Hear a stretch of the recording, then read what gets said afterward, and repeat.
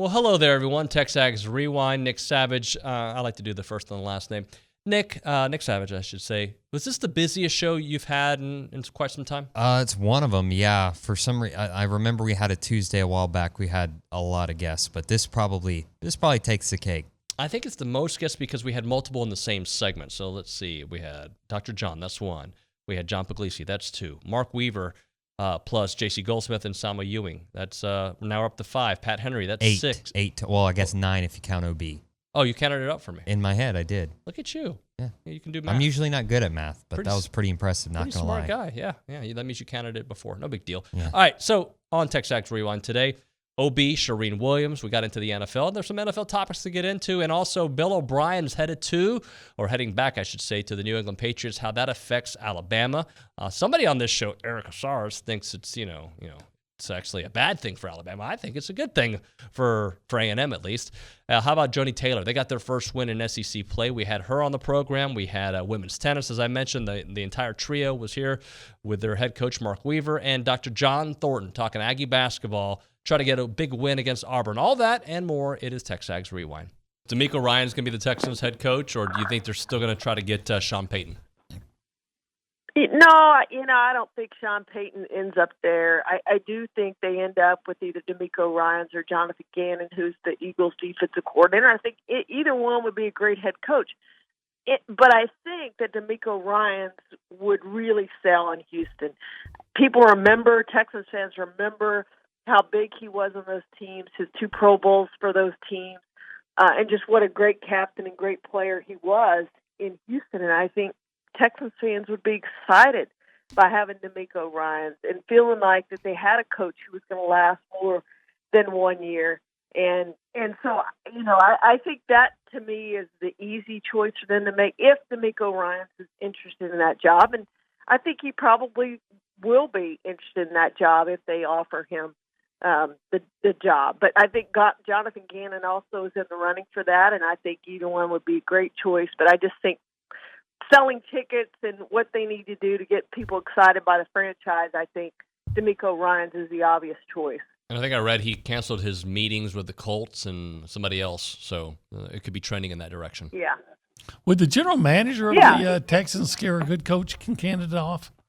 Now that they got rid of, what's his name? Charean. His name is the pastor who became like a personnel guy. Oh, yeah, Easterby. Yeah, Jack Easterby. Now they got rid of him. I don't think they're okay.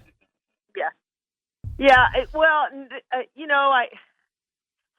Sean Payton wants to be GM too, so that's why Sean Payton's not going to Houston, and he wants to personnel, and Nick Caserio is the GM there. But I tell you what, Nick Caserio is under intense pressure now.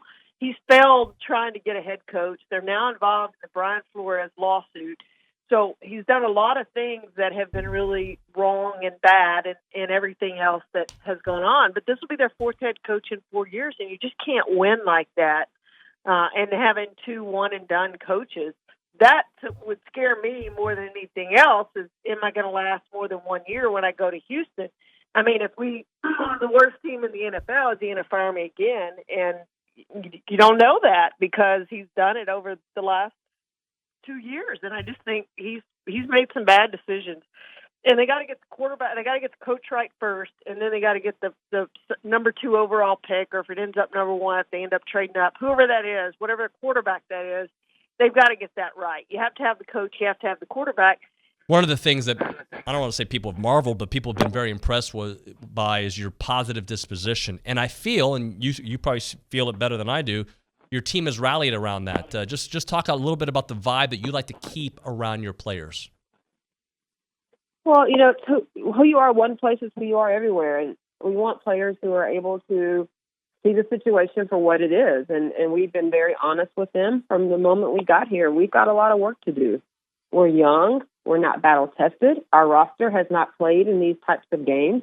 So even if we had not had the injuries that we had this year, we still would have taken our bumps on our way to becoming the team that we're trying to be, which is why our motto was becoming. And so before we even had injuries, we were preparing them for a possible rocky road. And obviously that was exacerbated by the injuries we had. So I think we're able to maintain our focus and our positive mindset, because this is something that we were in some ways expecting, whether the injuries came or not. Credit them for believing us and trusting us and,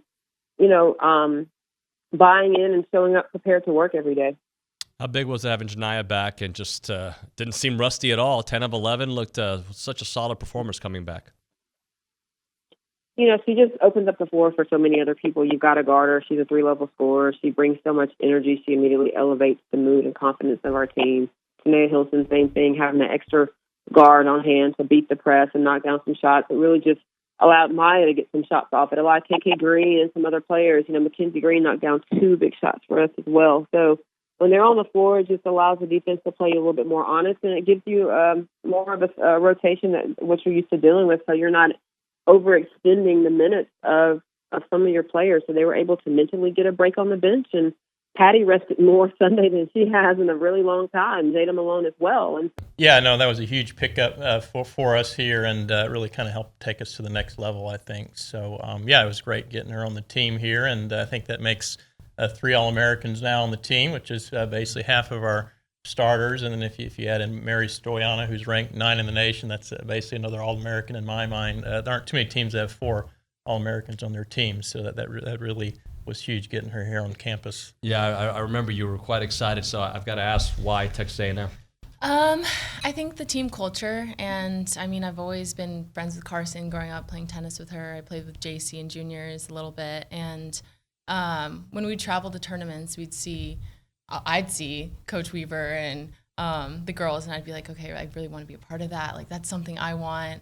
And ultimately, I was like, I'm going to do it. I'm going to go.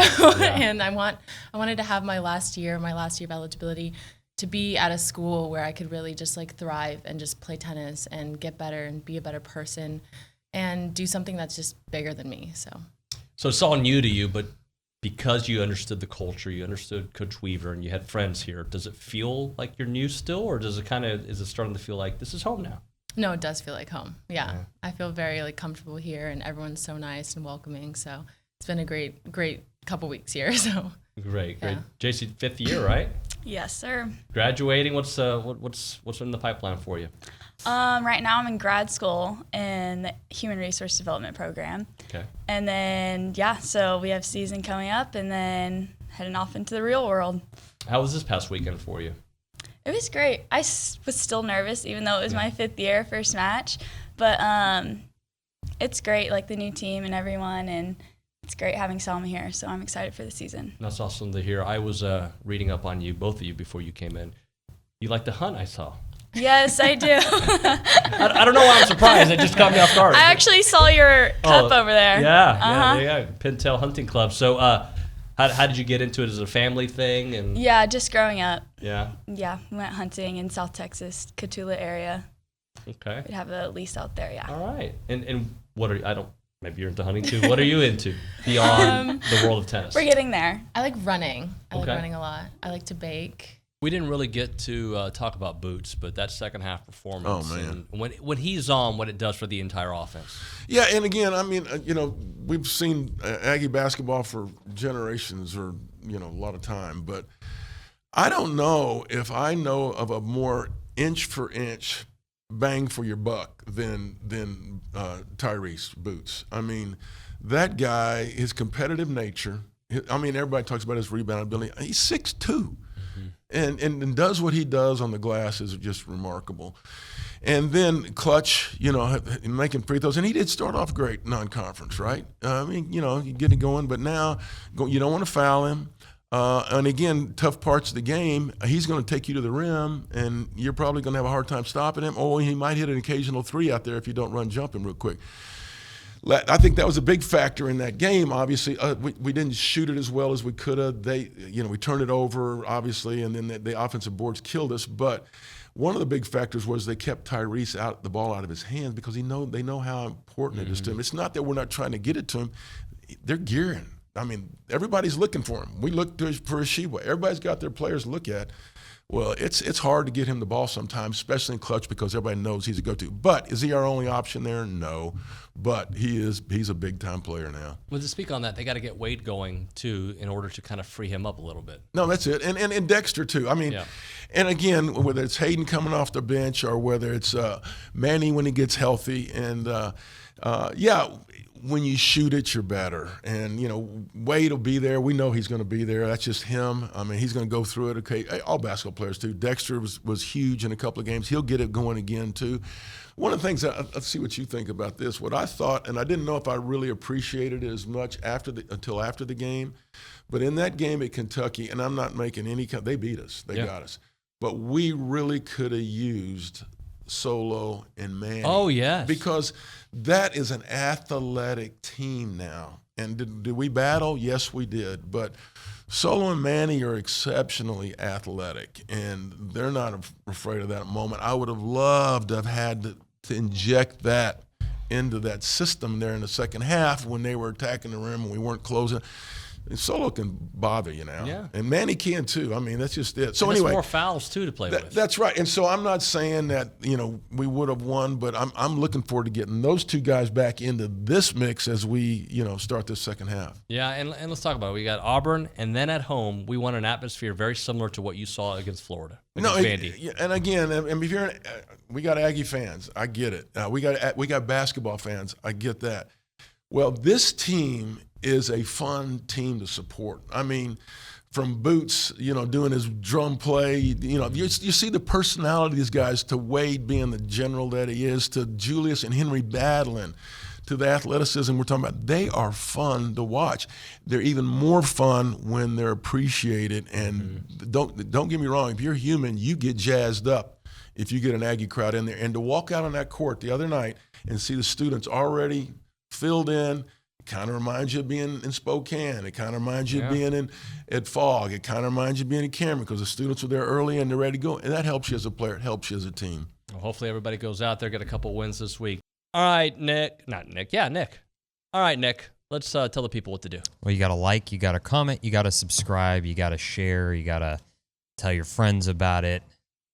What else? Am I forgetting anything, David? Yeah, just every time the camera goes on you and I see how dark and yellow it looks in there, like we're a big boy show. We've got to figure out some better lighting for you. I like to complain about it. I don't want that much detail on me, But to show the room, don't you think? Like, there's not too much going on back here. I'll keep going with you all day. If you go, I'll go right back to you. That can get a little uncomfortable. Anyways. Thanks for watching, everybody.